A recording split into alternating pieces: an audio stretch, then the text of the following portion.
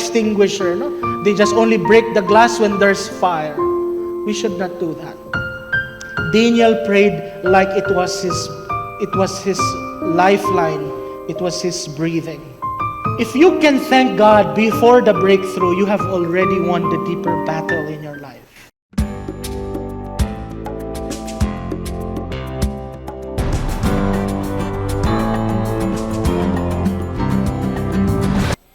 Following on our series, daghan natag na isgutan o natun-an, hopefully ato na po siyang nasugdan o hinahinay nga gi-apply sa ato ang kinabuhi. Amen?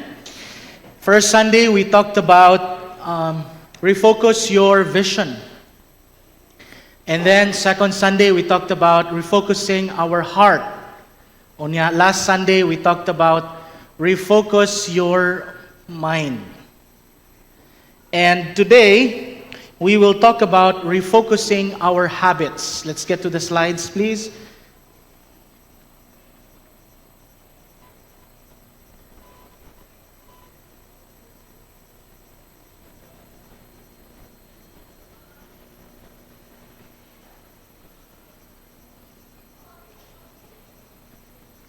When we talk about habits, paunsa man ma-form ang atoang habits, no? Siguro kung naata ni ana nga stage or cycle, makabalota how habits are being formed. But just to give us a background at the outset, let's look at this cycle. This is what we call the cycle of growth. Ang usa ka butang, ang usa ka tawo mag-grow siya kung mahitabo ning kining ginatawag natog cycle of growth. And when we say cycle, pabalik-balik yan, no? You go through it over and over again and again, no? So it has to be a cycle. Aron nga mas mag-grow ta. But the cycle happens downward spiral, no? So you go back to it again, pero mura og spring nga sa imong pagbalik, you become deeper and deeper and deeper as you go along. Sa matag usa kanato, when we come here to church, lahi-lahi ang ato ang attitude, no? Some of you may be ang pag-anhi diri, and especially when we come to the teaching, to the Word of God, to our study, lahi ang ato ang expectation, ang atong approach, and maybe some people are expectant. Maybe if it is your first time, you're just observing. Maybe for some people, they are curious, unsa kaang naa dinhi. And maybe some people are skeptical, no? Unsa ka na ilahang ginatun-an dinhi, no? So lahi-lahi ang mga attitude sa tao, no? Dili lang ang atong approach towards the church, pero sa uban pod nga butang. And here in church, we teach everybody some form of knowledge, understanding. O dinhi sa simbahan, ang atong ginatudlo, mga spiritual truths, di ba? Spiritual principles, nga gikan sa Bible, spiritual disciplines, nga mahimong part sa ato ang kinabuhi. And at this point, we just offer you some foundational teaching. Dili gyud tanan, no? Because if we go through the Bible in details, we study Old Testament, New Testament, Greek, Hebrew, extensive kaayo, no? Pero sa ato ang gathering dinhi for 1 hour and a half, dili gyud na siya mahimo. So it's just a formation of knowledge, no? Just little basic foundational truths from the Word of God that hopefully pagbalik nato sa atong panimalay, makita mag-deeper, no? Mag-dig deeper sa kamatuoran, no? It's just provide us some clarity, some direction for our spiritual life. And then we create some space for practice. And here in our church, we have the small group ministry. Aron nga diha nga venue, ma-practice nato ang kining mga spiritual truths, nga mga knowledge nga atong nakatunan, ma-practice nato ang kining mga spiritual disciplines, right? So we provide some space for you to practice these things. Because knowledge alone does not produce growth. It does not produce maturity. It has to be practiced. Kinahanglan i-practice gyud na siya. And not just practice, but intentional practice. Kinahanglan tagaan gyud og panahon, pagtagad, intentional gyud ang pagpractice sa kini nga mga spiritual disciplines nga atong matun-an sa simbahan. Because if we keep on doing that, keep on practicing, eventually it becomes a skill. Now you know how to read the Bible. Now you know how to pray. Now you know how to interpret the Bible. Now you know how to teach the Word. So it becomes a skill later on as you keep on practicing that. But the goal of that is to be able to go through the cycle again and again so it will form into a habits. Let's go back to that. Habits. So that's how habits are formed. You gain a little knowledge and then you practice it. As you practice it over and over again, it becomes a skill. And if you keep on doing that over and over again, it will form a habit in each of our lives. The ultimate aim is not just occasional but consistent spiritual habits. You know, experts in behavioral and spiritual formation say that habits typically take 30 to 60 days or longer to develop. 30 to 60 days. So, if you want to have a habit of prayer, for example, then you practice it. Hinay-hinay, hangtod nga mahimo siyang habits. Over time, these skills, these spiritual disciplines becomes habits, and habits form a lifestyle that reflects spiritual growth, spiritual maturity. And I hope that throughout this month, sa ato ang series, sa atong pag-refocus, sa atong pananaw, sa atong kasing-kasing, sa atong hunahuna, hopefully it will trickle down to habits nga ma-practice gud nato hinay-hinay. Amen? Amen. Let's come to God in prayer as we start our teaching today. Father, we commit to you our time sa among pagtuon, sa imong pulong karon. I pray, Lord, that you will open our heart, our mind, nga masabtan gud namo ang imong pulong aron nga ma-practice gud namo. Ug dili lang ma-practice, aron nga mahimo gyud kini nga habit sa among kinabuhi. Bless our time together in Jesus' name. Amen. We live in a generation obsessed with success, obsessed with outcomes, breakthroughs, blessings, answered prayers, diba? Matag adlaw mo na ang atong ginapangayo sa Ginoo. Lord, bless me today. Lord, unta kining akong transaction nga paghimuon mahimong successful, ma-close gud nako ang deal. So we pray those prayers, we aim for that. We have a positive outlook every day, and nothing wrong about that, no? Walay dautan ni ana. Okay?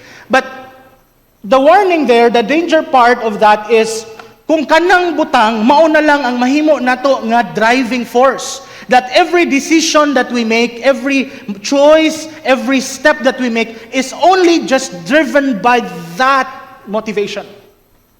That we are no longer concerned about the rhythm, the process, the routine. We just want the results, the rewards. So mo na ang mahimong dangerous. Why? Because the tendency is we will shortcut, we will cut through the process, and sagasaan na natin lahat para lang makuha natin yung mga bagay-bagay na yun. And sadly also, in a spiritual sense, we are also not becoming sensitive to the leading of the Holy Spirit sa mga bagay at sa mga decision na ginagawa natin sa buhay. Scripture consistently teaches us that in a spiritual life, for our spiritual strength, it is not built in moments of crisis, but it is always forged in seasons of consistency.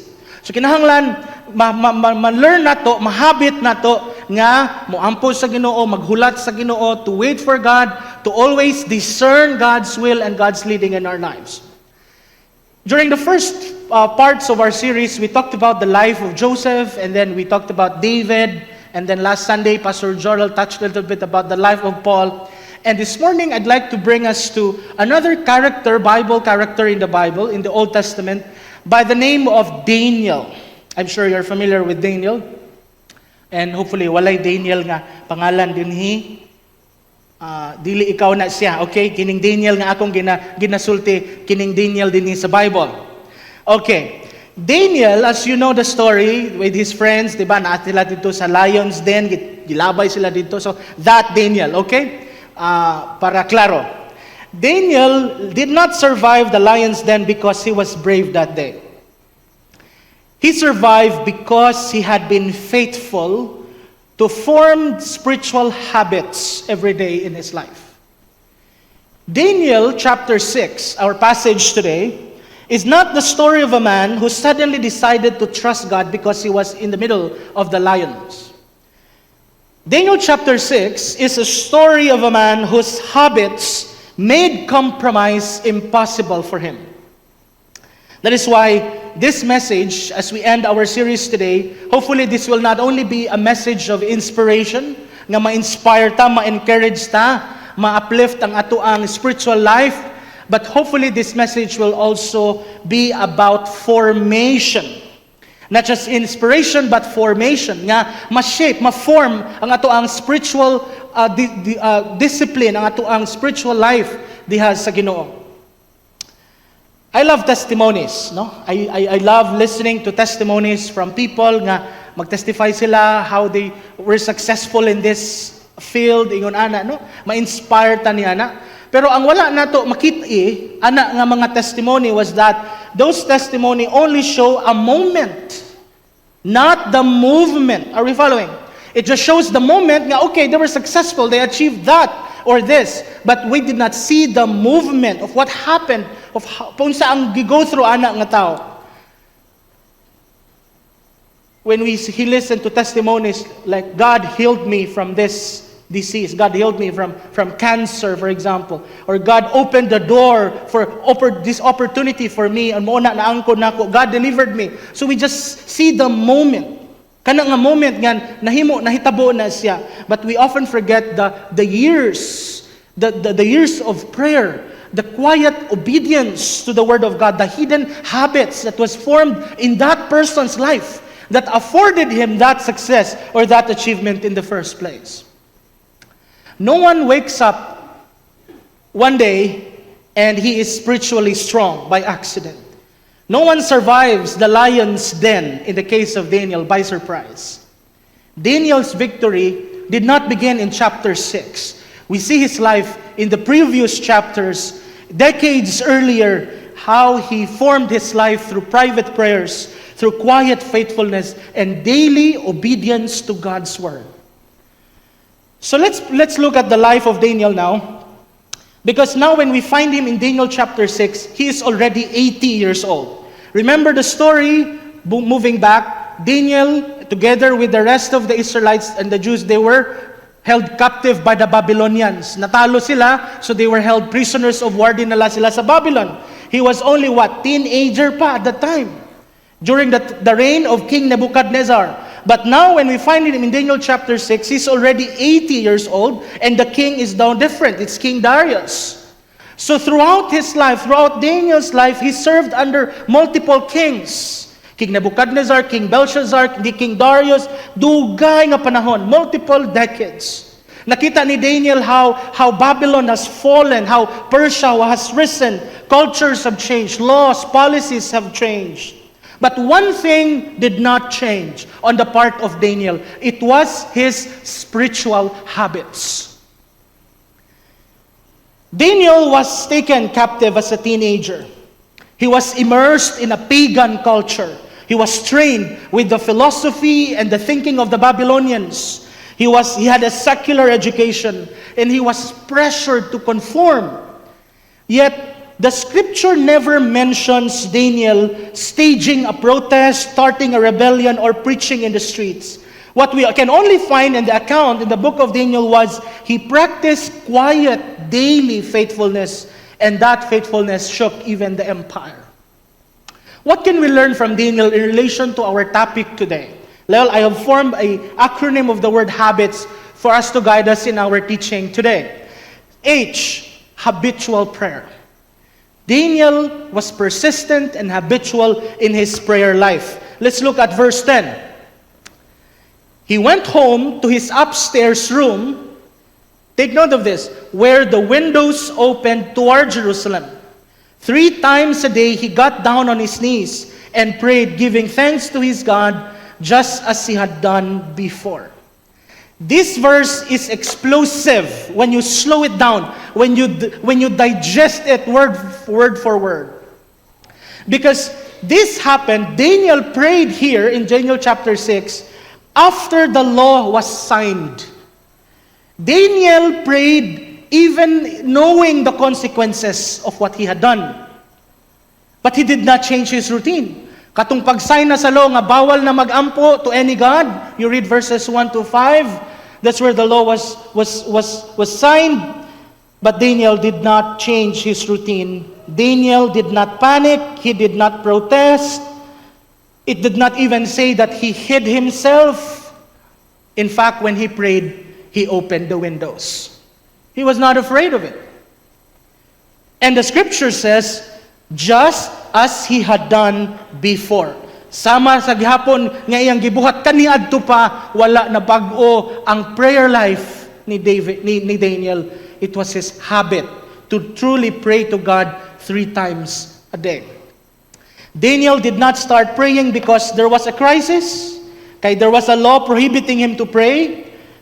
No, Daniel already is a prayerful man. Nga bisag na atong decree, na atong restriction, prohibition to pray, he still prayed just as he had done before. The prayer life of Daniel was not as a result of an emergency situation. It was his lifeline. It was his breath that he was praying to God. It was not just a spontaneous emotion. It was a structured devotion to God. It was a life ordered around his devotion to God. You know, the scripture also mentions a lot of times of how important it is to develop a prayer life. For example, let's look at 1 Thessalonians 5. Pray without ceasing. Walay undang nga pag-ampo. How do we do that? Wala na tayo kinahanglan buhaton kay magsige nilag ampo. No, that's not how Paul was saying. He was saying when he said pray without ceasing, walay undang, that's true. But we still keep on doing what we are supposed to do. Pero diha sa tong hunahuna, diha sa tong kasing-kasing, we continue to commune with God in prayer. So while you're driving, while you're doing your chores at home, your spirit, your inner life is connected to God and it continues to commune with Him. That's what it means to pray without ceasing. Of course, there are those loud prayers where you sit down in one room or you're studying the Word and you pray aloud. That's fine. That's also okay. But when Paul says pray without ceasing, it means that you don't stop communing with God. You don't stop thinking about God. You don't stop being conscious of God in your life. What else? In Luke 18:1, Jesus told His disciples that they should always pray and not give up. You see, Jesus was even telling His disciples, hey, don't stop praying. Don't give up. So you see, in the scriptures, even in the life of Jesus, He was encouraging and teaching these things. In Psalm 119, 164, 7 times a day, I praise you. Also in Acts 2:42, they devoted themselves to the apostles' teaching and to prayer. The early church prayed. That's why if you read of the same chapter in verse 47, it says, and the Lord added to their number daily those who were being saved. God multiplied them because what the early church did was they devoted themselves to the apostles' teaching, meaning to the Word of God. They devoted themselves to prayer, to fellowship, and to the breaking of bread. They truly did what God expected them to do as a church, and the Lord blessed them. Also in Philippians 4:6-7, do not be anxious about anything, but in every situation, by prayer, the peace of God will guard your heart and mind in Christ Jesus. In Psalm 55, this is a prayer of David. Evening, morning, and noon, I cry out in distress, and He hears my voice. You know what happened here? David was king of Israel. But at a certain point, his own son, Absalom, decided to turn up against him. Gusto na si Absalom, siya na po ang mahimong hari. So he turned against his own father. And not only that, his own chief of staff, Ahithophel, the long-standing, loyal staffer of King David, went against him. Nag-join force sila dito ni Absalom to go against their father. And so David experienced the betrayal here. Nasuko siya pag-ayo, na-betray siya. That's why he says, evening, morning, and noon, I cry out in distress. And he hears my voice. David was saying all to God. David was praying it to the Father, and God answered him. We see how David was also a prayerful man. Also in Mark 1:35, very early in the morning, Jesus went off to a solitary place where he prayed.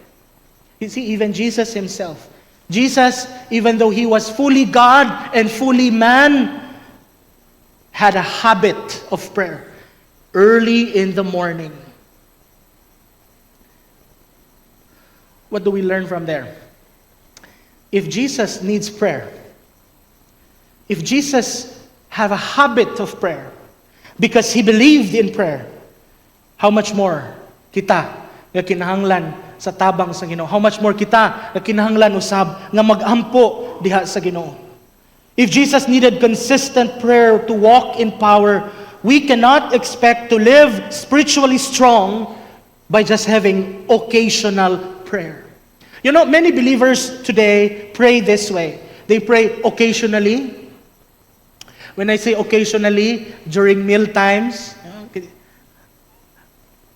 They pray emotionally kung naay betrayal or naay kasakit, no, na discouraged ka. And most also pray just situationally, no? If the situation calls for it, wala nang magawa dito, pray na tayo. So we just pray occasionally, emotionally, situationally, but here Daniel shows us something higher when it comes to our prayer life. Daniel taught us what intentional prayer is. Daniel taught us what consistent prayer is and what relational prayer is all about.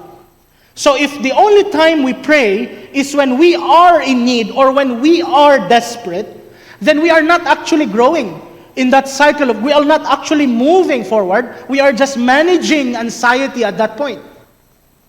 Gusto mo lang mabaling yung pag-iisip mo sa problema, kaya mag-pray ka na lang para murag ma-manage nimo imong anxiety, murag ma-comfort ka gamay, but it's not really your habit. You are not really depending on God. So that's what happens. You just want to survive. But what Daniel is teaching us, what stability is all about, what strength is all about, what the peace of God can give us. As what Paul said in Philippians, when you pray, the peace of God, which transcends all understanding, will guard your heart and your mind in Christ Jesus. That's what it does. Some believers pray just like the fire extinguisher. No? They just only break the glass when there's fire. We should not do that. Daniel prayed like it was his lifeline. It was his breathing. Align with God's word. Look at what happened here in Daniel chapter 9. In the first year of his reign, I, Daniel, understood from the scriptures, according to the word of the Lord given to Jeremiah the prophet, that the desolation of Jerusalem would last 70 years. Daniel's life, specifically his prayer life, was anchored from the scriptures. He knew the word from the prophets. He understood it. That's why when they experienced oppression in the hands of the Babylonians, katong gidala sila sa Babylon kay napildi sila, Daniel understood from the scripture of the prophet Jeremiah that it will last for 70 years. No complaints. Daniel understood from the beginning, from the get-go, that they will be under oppression for 70 years. That's why he positioned his life and his prayer from that truth, from that prophecy, from that word of God. Daniel's prayer life was not detached from the scripture.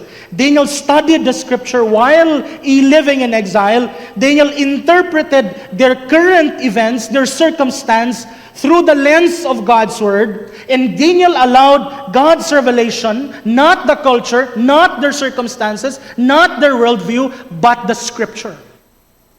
That's why Daniel teaches us that prayer without scripture is just emotionalism. Prayer or scripture without prayer is just intellectualism.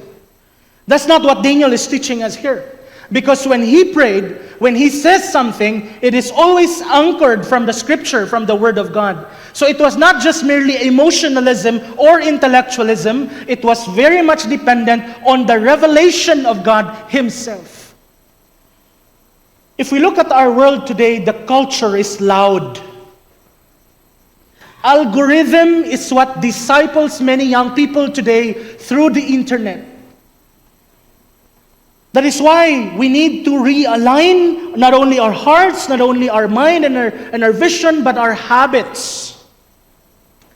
If your habits are shaped by the social trends or by the media rather than by the Word of God, then it will only be sooner or later that your convictions will collapse under pressure because it is not standing, it is not anchored on the very sure Word of God.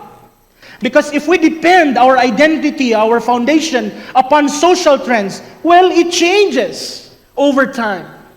But if we anchor ourselves from the Word of God, it does not change because God's Word remains constant and true throughout generations.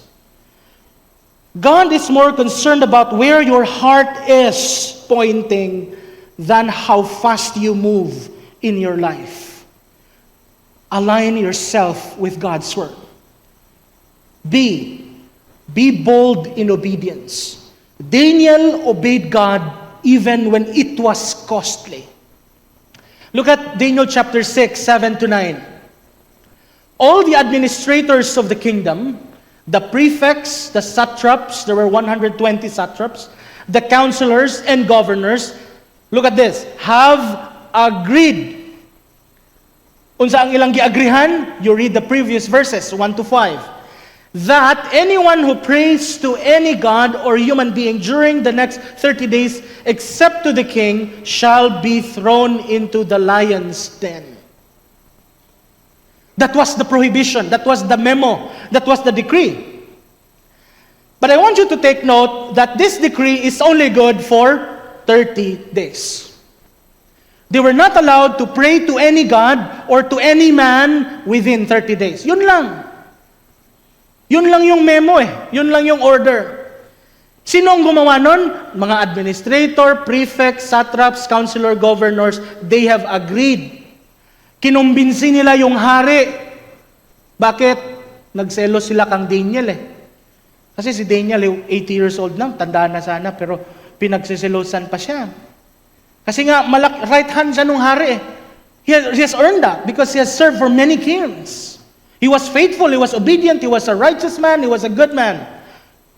Pero itong mga to, nagselos. Wala silang makitang lusot. Wala silang makitang masama kang Daniel. Kaya sabi nila, gawan-gawan na lang natin ito. Ipagbawal natin na mag-pray siya kang God kasi yan ang ginagawa niya araw-araw. So they agreed. Ginumbinsi nila yung hari and the hari signed the law. You are not allowed to pray 30 days. You know, kung kita to si Daniel, mangyo man lang tas Ginoo ingon ta, Lord, 30 days man lang. Naglahilo sa ko, Lord, 30 days ra oy. Pag human sa 30 days, okay, balik na ko, ampon na ko nimo balik. Pwede naman ganun, di ba? Pwede ba? O pwede naman kaya, kung mag-pray si Daniel, tanggahan niya ang bintana niya, pertahan, butangan yung anak, para wagay makalili ba nga, nag-pray yun siya. You can hide yourself. Daniel did not do that.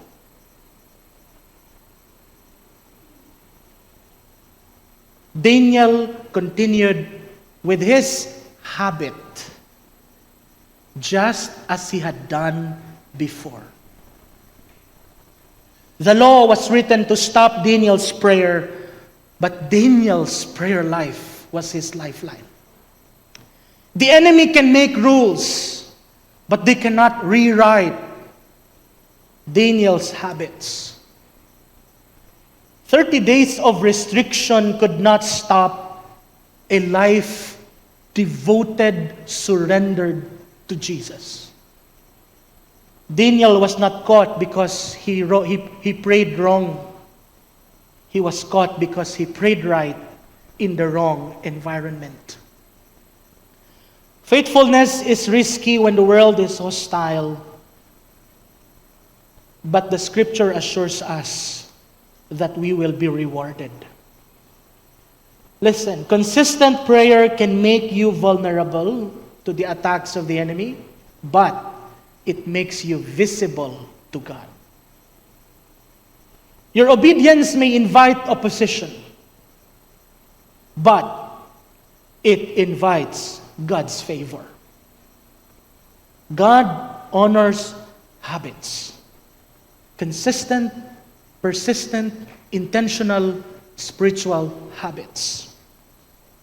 Daniel's obedience threatened his position. It endangered his life.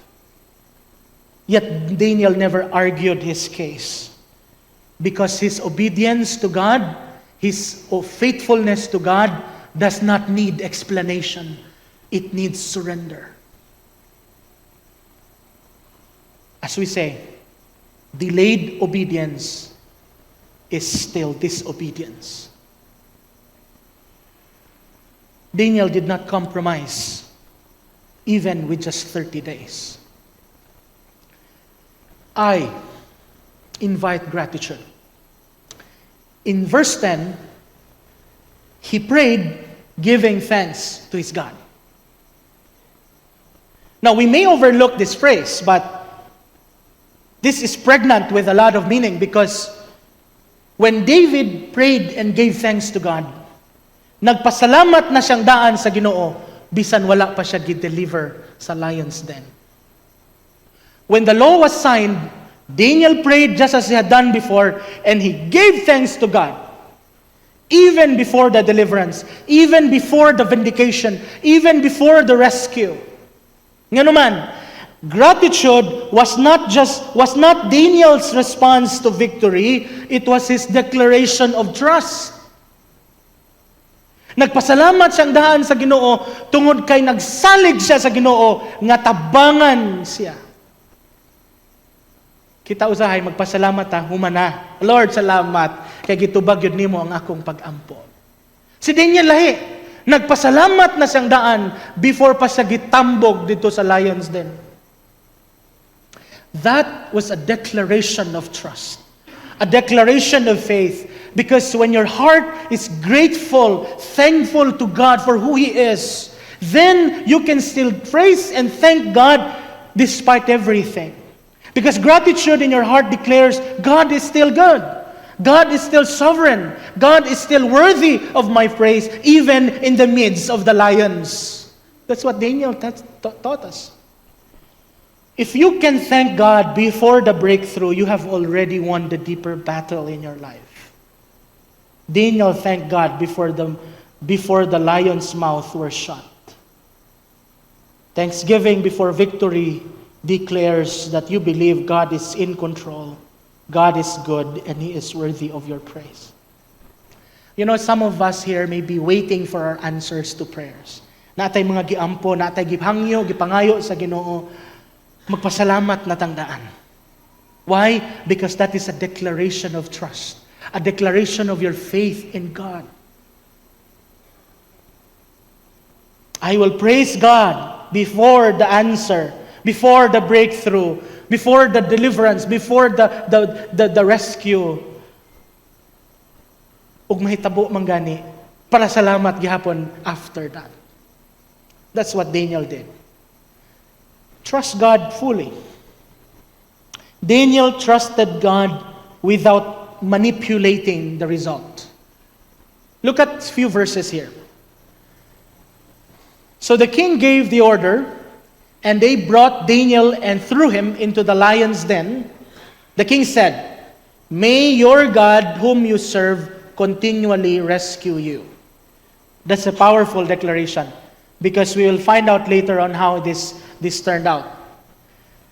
A stone was brought and placed over the mouth of the den, and the king sealed it with his own signet ring and with the rings of his nobles, so that Daniel's situation might not be changed. 18. Then the king returned to his palace and spent the night without eating and without any entertainment being brought to him. Take note, he could not sleep. Wa siya katulog eh.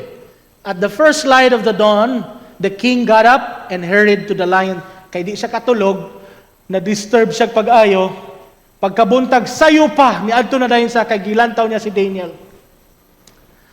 When he came near the den, he called to Daniel in an anguished voice.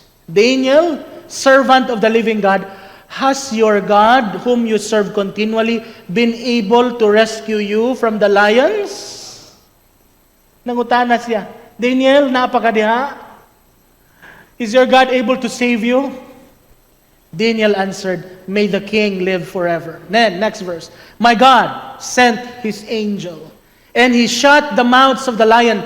They have not hurt me, because I was found innocent in his sight, nor have I ever done any wrong before you, your majesty. Last verse.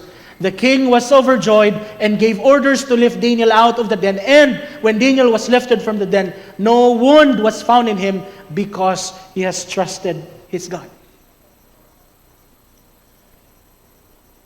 Daniel did not manipulate his situation, nor did he manipulate God for the result of his situation. He did not bargain with God.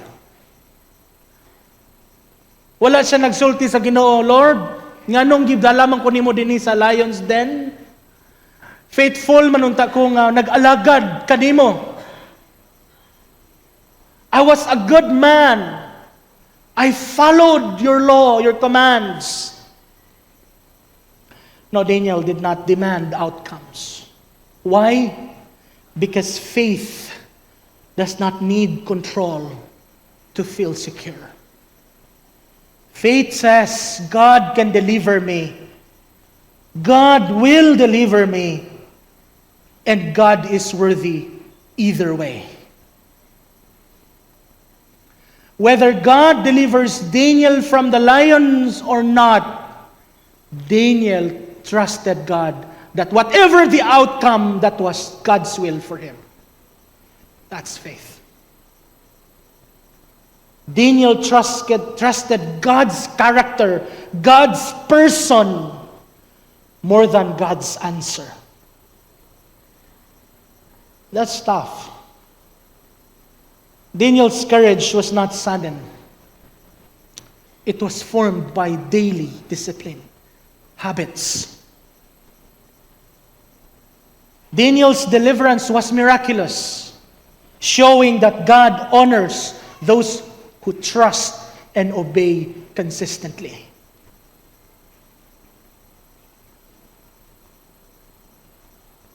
You know, Daniel had no leverage in the den. Di ko kabalo pila ka lion ang naa dito. How can you manipulate that? Pwede ba mo ma-bribe ang lion? Ayaw kong paaka bay. Tagaan lagi ta kag 2 kilos nga beef unya. How can you manipulate the lion? You would no escape route, no plan B there. No backup plan.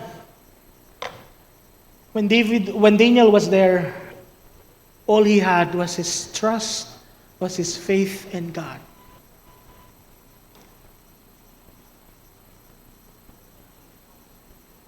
Faith that only trusts God if He rescues is what the theologians would call conditional faith. Pero ang faith nga gipakita ni Daniel, it was a faith fully dependent on God despite the outcome. Lastly, stay steady. We have looked at that. Daniel prayed just as he had done before. Nothing changed. He remained steady, strong, firm, consistent with his habits, with his devotion to God. Daniel did not become faithful because there were lions around him. In the same way for us, we do not become bold in our faith overnight. We do not become faithful in God just in a moment. Or we do not just stand firm in our faith by accident. No. We always fall to our habits, to our spiritual discipline.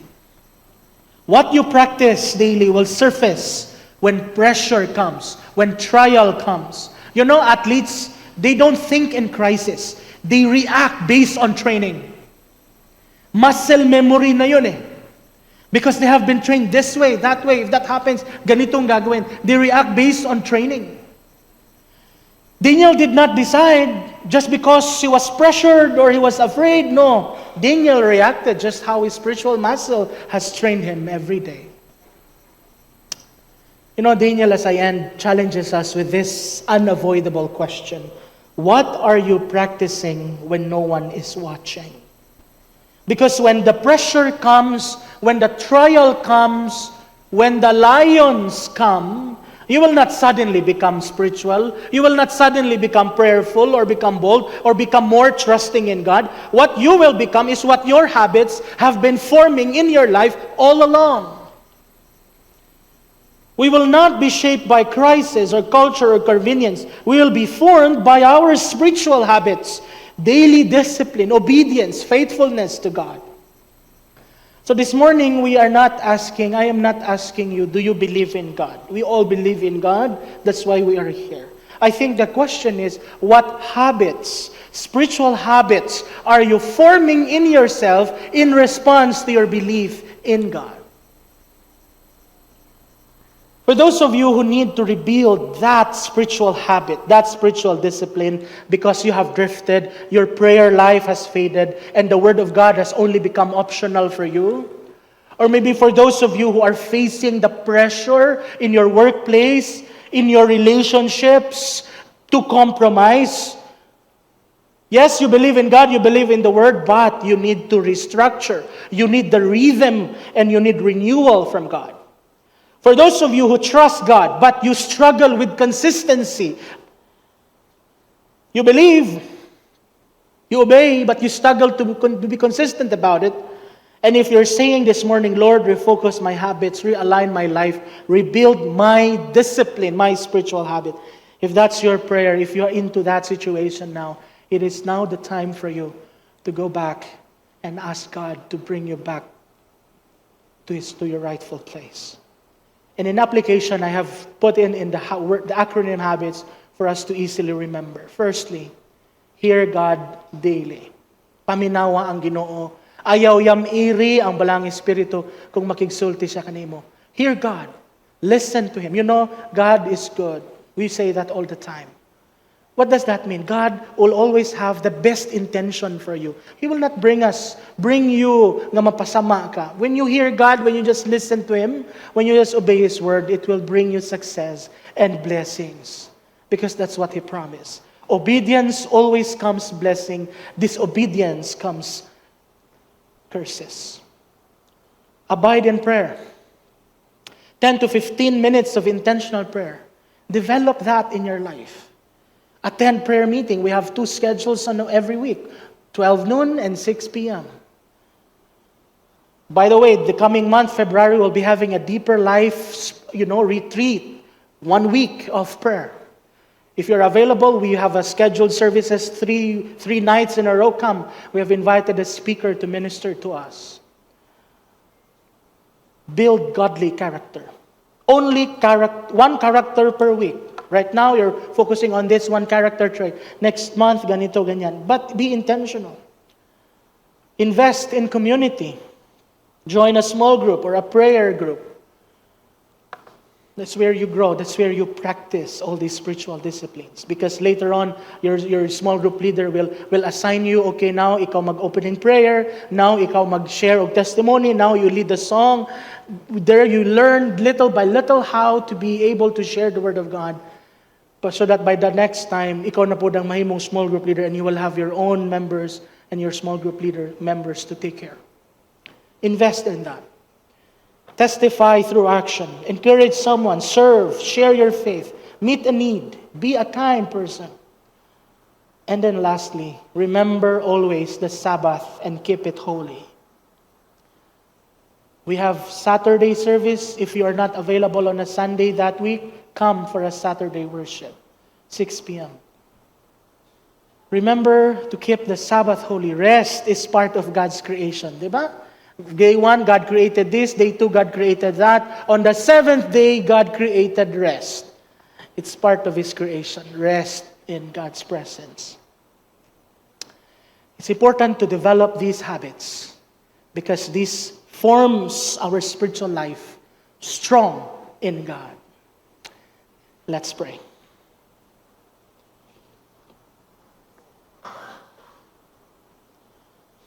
Lord, today, we surrender everything to you.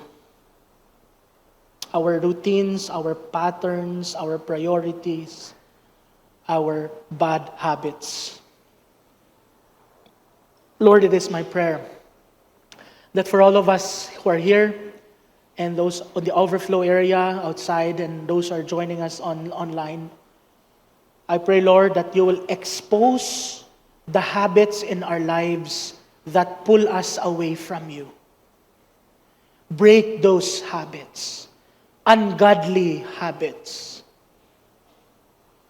Shatter every distraction, Lord, that steals our joy, our enthusiasm, our passion to draw near to you. Tanggalan na, Lord, sa among kasing-kasing. Establish holy habits in our hearts. Form in us, Lord, prayer, obedience, trust, gratitude. Form us, Lord, so you can use us. Father, we choose faithfulness over convenience. Sa dugay nga panahon, Lord, ang amuang spiritual life, ipakapin na lang yun namo. Kung kanus ana ay bakante, kanus a pwede, diha namo isingit ang amuang spiritual life. Forgive us, Lord, for choosing convenience, for choosing our schedule over our schedule with you. Because today, Lord, we choose obedience. We choose discipline. We choose to refocus our heart, our mind, our vision, and our habits. Let our lives, God, reflect the consistency and integrity of our calling. Let our faith be visible in action. So this morning, Lord, as we end our series this month, we commit to you our lives. We commit to you our heart, our mind, our habits. Take it. Form and shape it into the likeness of your Son, our Lord Jesus Christ. Bless your words to our hearts today in Jesus' name. Amen and amen.